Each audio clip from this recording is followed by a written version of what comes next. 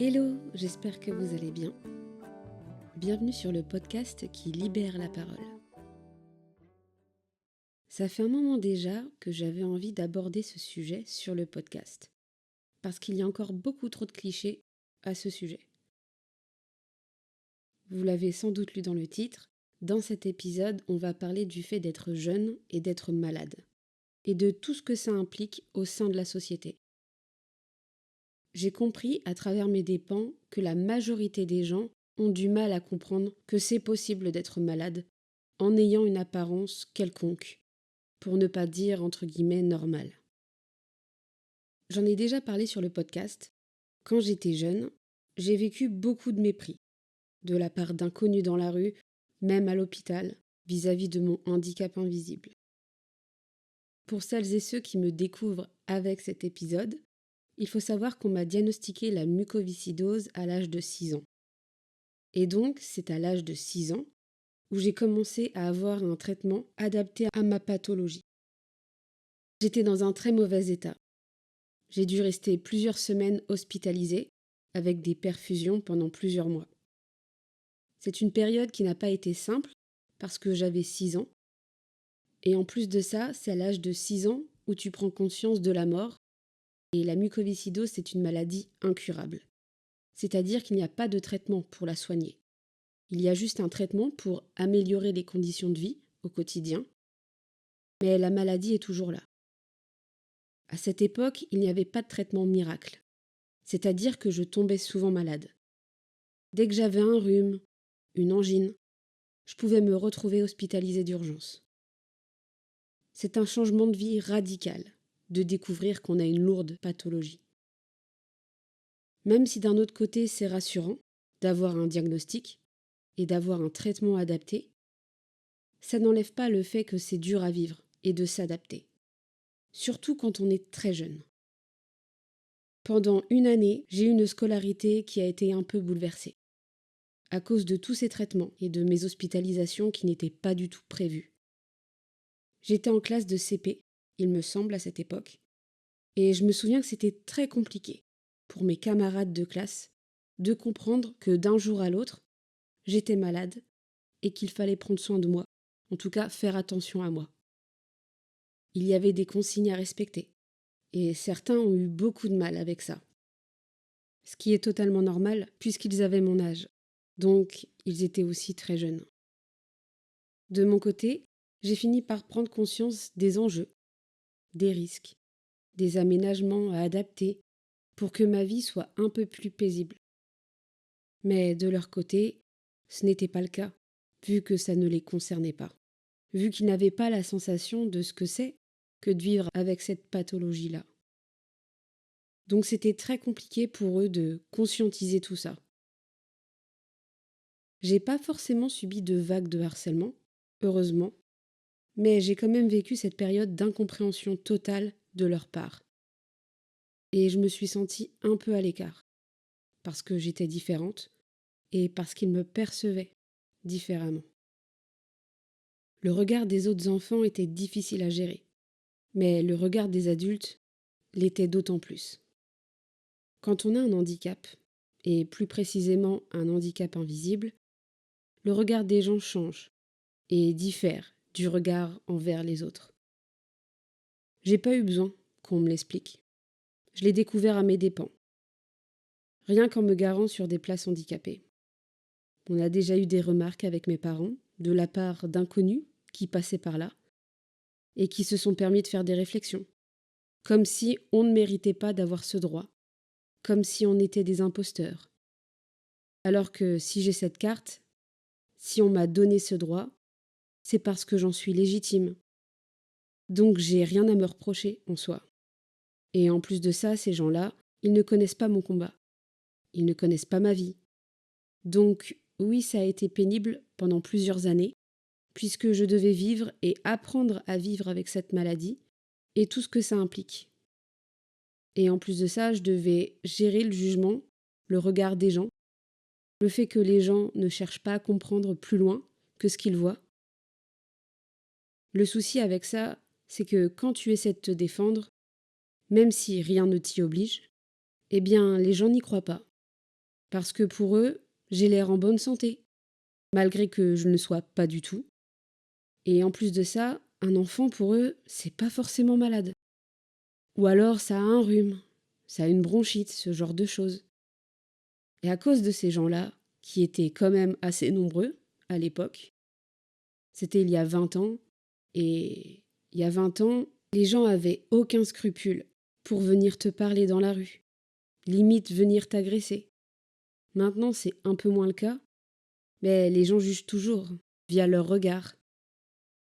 À cause de tous ces gens-là, de quand j'étais jeune, eh bien, ça m'a tellement marqué que j'ai pendant des années et des années eu une rage viscérale à l'intérieur de moi, contre toutes ces personnes qui se permettaient de me regarder bizarrement, que ce soit sur les places handicapées, ou dans la rue, ou à l'hôpital, quand je portais des masques. Alors que c'est tellement débile, mais maintenant, on sait, grâce au Covid, que porter des masques dans un hôpital, c'est la base en fait. Et j'ai vraiment eu un mal-être profond à cause de ça pendant des années, où j'avais du mal à accepter le fait que j'avais un handicap et que je pouvais avoir le droit, et pas forcément d'être fière, mais juste de l'assumer. Par exemple, je sais que j'avais un tiers-temps pour toutes mes épreuves scolaires. J'ai eu mon tiers-temps pour le brevet, pour le bac et même pour mon BTS. Moi, je me souviens que quand j'ai passé le brevet en troisième, j'ai tout fait pour ne pas utiliser mon tiers-temps. Parce que même si j'étais légitime de l'avoir, j'avais fait les démarches pour l'obtenir et on me l'avait accordé, eh bien, je me sentais honteuse. J'avais l'impression de devoir me justifier envers tout le monde. Parce que les autres ne comprenaient pas forcément pourquoi j'avais le droit à ça, bien qu'ils sachent pour ma maladie. Ils faisaient pas forcément le rapprochement. Et il y avait toujours ce truc à la fin de l'épreuve où quand eux devaient partir, eh bien moi j'avais le droit de rester, encore un peu. Et je me sentais extrêmement gênée à ce moment-là. C'est quelque chose que j'ai dû faire peut-être une fois ou deux, tellement ça m'a mis mal à l'aise. J'ai toujours essayé du mieux que je peux de terminer exactement en même temps que les autres et de ne pas avoir à l'utiliser. Parce que j'aimais pas cette sensation. Même si des fois j'en avais besoin, je faisais vraiment en sorte de gérer le temps du mieux que je pouvais. D'un point de vue scolaire, toujours, c'est vrai que ça n'a pas toujours été simple avec certains professeurs, notamment les profs de sport, qui n'ont jamais réellement cherché à comprendre l'impact de ma maladie et m'ont souvent traité comme les autres, peut-être même un peu plus dur. Je me souviens surtout de mon prof de sport au collège, qui était vraiment dur avec moi. Physiquement, j'étais capable de pratiquer les mêmes activités que mes camarades, mais je me fatiguais vraiment beaucoup plus vite. Et il y a des jours où je n'avais pas la force, ni l'énergie nécessaire pour faire une activité sportive. Et quand j'en parlais, eh bien, je voyais très clairement que le prof en avait rien à faire, qu'il pensait que c'était une excuse, que j'étais feignante. Ça m'est déjà arrivé d'avoir des verrues après être allée en cours de natation, et le jeudi matin, de ne pas pouvoir courir, parce que j'avais trop mal aux pieds, parce que forcément une verrue ça gêne.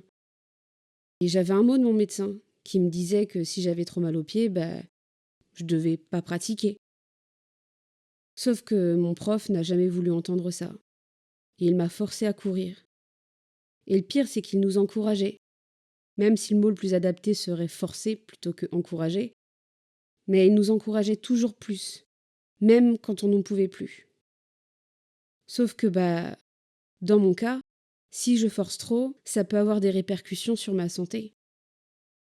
Et comme pour le reste, j'ai fini par angoisser à l'idée d'aller en cours de sport et de devoir aller parler au prof en lui disant que je me sentais pas bien parce que je savais pertinemment qu'il ne comprendrait pas. Et donc pendant 2 ans, je crois, j'ai dû faire semblant d'aller bien. Je me suis forcée. Et quand le prof avait le dos tourné, comme la plupart des élèves d'ailleurs, eh bien on faisait semblant, on faisait une pause. Et dès qu'il tournait la tête, on reprenait le sport. Je me souviens d'en avoir parlé à mes parents et en avoir discuté avec le prof en question lors des conseils de classe. Mais il n'y avait rien à faire. On a très bien compris que le gars devant nous était très fermé d'esprit. Et même si chaque année, je faisais un dossier à remplir auprès des profs pour expliquer ma maladie, expliquer mes traitements et comment gérer les choses en cas d'extrême urgence, eh bien ça ne changeait rien. Heureusement, des profs comme ça, j'en ai pas eu beaucoup. Mais le sport étant la discipline qui peut le plus impacter ma maladie, au final, c'était quand même assez gênant. Je me souviens qu'avec ma mère, ça nous arrivait parfois, quand j'étais vraiment pas bien, de faire des faux mots d'excuses, comme quoi je pouvais pas pratiquer parce que le prof ne voulait rien entendre. J'ose espérer que des profs comme ça, il y en ait de moins en moins, mais en vrai, on sait tous que ça existe toujours malheureusement. Je pense que maintenant, les gens ont compris via les réseaux, via les médias et toutes les associations qui existent et qui promulguent des campagnes sur le fait que des enfants peuvent tomber malades. Ça existe. Et c'est malheureusement plus fréquent qu'on ne le pense. C'est délicat de base d'affirmer quand on a une maladie, car on est direct perçu d'un mauvais œil via tous les dictats de la société. On fait partie d'une minorité et on ne prend que rarement en compte notre situation, puisqu'elle est souvent peu représentée et donc souvent oubliée. On m'a toujours traitée comme une fille lambda à l'école. On m'a jamais posé de questions si c'était difficile de suivre les cours avec mes traitements ou au quotidien avec les rendez-vous médicaux. On ne s'est jamais intéressé réellement à tout ça, alors que ça a forcément impacté ma scolarité à plusieurs reprises. J'ai en tout cas pas le souvenir d'avoir eu un prof à l'écoute, ou qui s'en est soucié un minimum. A contrario, j'ai déjà eu des profs qui m'ont fait des réflexions, parce que je toussais trop. Au collège, je n'osais rien dire. J'essayais le plus possible de me retenir, quitte à m'étouffer dans mon écharpe. C'est pour dire à quel point j'étais très, très mal à l'aise. Je faisais tout pour arriver à prendre sur moi, et ne pas déstabiliser le cours, ni même attirer l'attention. Parce que je toussais quasi toutes les 30 secondes, quand j'étais vraiment malade. J'avais trop peur d'être perçue comme la fille malade et qui interrompait le cours. Ça m'a longtemps suivie, jusqu'à mon arrivée en BTS, où j'ai commencé à me lâcher un peu plus et à m'affirmer. J'ai switché en passant dans la vie d'adulte. Ça m'a ouvert l'esprit. J'ai rencontré des personnes et entendu de nombreux témoignages de personnes en situation de handicap. Et j'ai de nouveau ressenti cette boule de rage que j'avais connue enfant, contre l'injustice. Et c'est cette même boule de rage qui m'a donné envie de faire ce podcast. J'en peux plus du comportement des gens, qui ne changent pas malgré les années de lutte, pour qu'on soit reconnu au même titre qu'une personne valide. Et j'espère sincèrement pouvoir aider, même à ma petite échelle, rien qu'avec cet épisode, en espérant que vous vous sentez moins seul. C'est déjà ça de gagner. Pendant longtemps, je me suis sentie seule et rejetée si je parlais de ma maladie. Le nombre de fois où j'ai dû me battre pour obtenir mes droits. Je crois que j'en ai jamais parlé sur le podcast, mais je suis reconnue adulte handicapée par la MDPH. Et lorsque j'étais adolescente, la MDPH de mon ancienne région avait clairement refusé mon dossier, prétextant que je n'étais pas suffisamment malade, alors que je galérais à gérer la maladie et ma scolarité, qui commençait à chuter à cause de ça. J'ai dû redoubler ma terminale. C'est pour dire. On n'avait pas le choix. Il fallait qu'on s'oppose à cette décision et qu'on fasse appel. Car ce n'était pas normal. Et les arguments ne tenaient pas la route. Une fois devant le médecin de la MDPH, celui-ci m'a ausculté rapidement. Ne voyant selon lui aucun signe apparent, il a de nouveau refusé mon dossier. C'est une dinguerie. On se rend pas compte, mais à cette époque, on connaissait ma pathologie. On savait très bien ce que c'était que d'avoir un handicap invisible et toutes les répercussions au quotidien. De plus, ce médecin travaillait pour la maison des handicaps.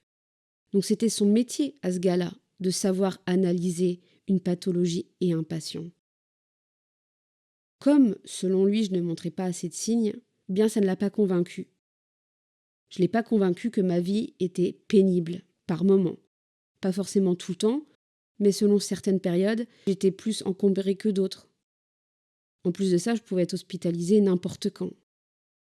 Et manque de bol, à ce moment-là, eh bien, je n'étais pas assez malade. Le gars s'est dit que on devait abuser avec mes parents de ma situation. Alors que des mois plus tard, j'étais de nouveau sous perfusion. Il aura fallu que j'attende de déménager dans une autre région pour que mon dossier soit validé et que j'ai enfin une reconnaissance adulte handicapé. Ce qui est fou quand on y pense. Ça aussi, ça m'a dégoûtée pendant longtemps. Tous les 9 ans, il faut que je renouvelle ce dossier pour continuer d'avoir ces droits. Et l'année dernière, j'ai dû refaire ce dossier. J'ai jamais autant stressé, je crois. J'ai pris des mois pour construire un dossier en béton, avec des tas de documents prouvant que j'étais bien malade, que j'avais tel ou tel symptôme, de par plusieurs médecins différents. C'est ultra stressant, parce que tu prends des rendez-vous pour faire des tas d'examens, des analyses, pour prouver que tu es en mauvaise santé. Et finalement, mon dossier est passé. Ça a été même très rapide. Je pense qu'aujourd'hui, c'est beaucoup plus simple, entre guillemets, qu'à l'époque. On est plus ouvert d'esprit en règle générale. Ils ont plus d'infos sur les différentes pathologies. Même si je sais qu'il y a toujours des gens un peu pourris dans le milieu, qui aiment nous mettre des bâtons dans les roues, c'est difficile de ne pas se laisser abattre quand c'est le cas. Parce que c'est une charge mentale énorme. Ça prend du temps de tout rassembler et de faire tous ces examens pour prouver qu'on n'est pas apte à ci ou ça. On doit limite se mettre à nu, raconter des situations humiliantes, quitte à attirer de la pitié, pour être sûr qu'on soit pris au sérieux. Dans mon cas, c'est tous les 9 ans, je crois, ou tous les 7 ans. Mais la période de validité peut changer en fonction des pathologies, des handicaps.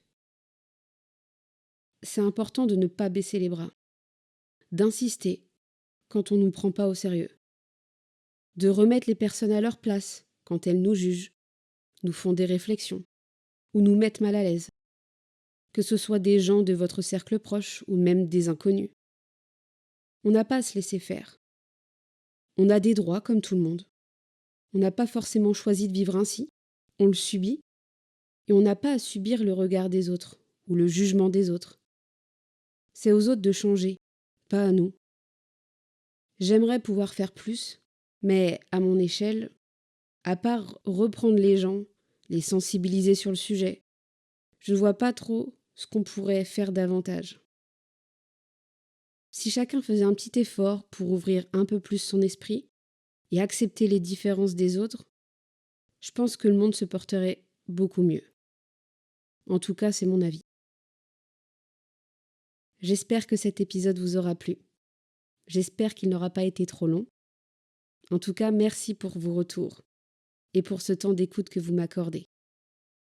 On se retrouve la semaine prochaine pour un nouvel épisode. En attendant, prenez soin de vous et de vos proches. Bisous!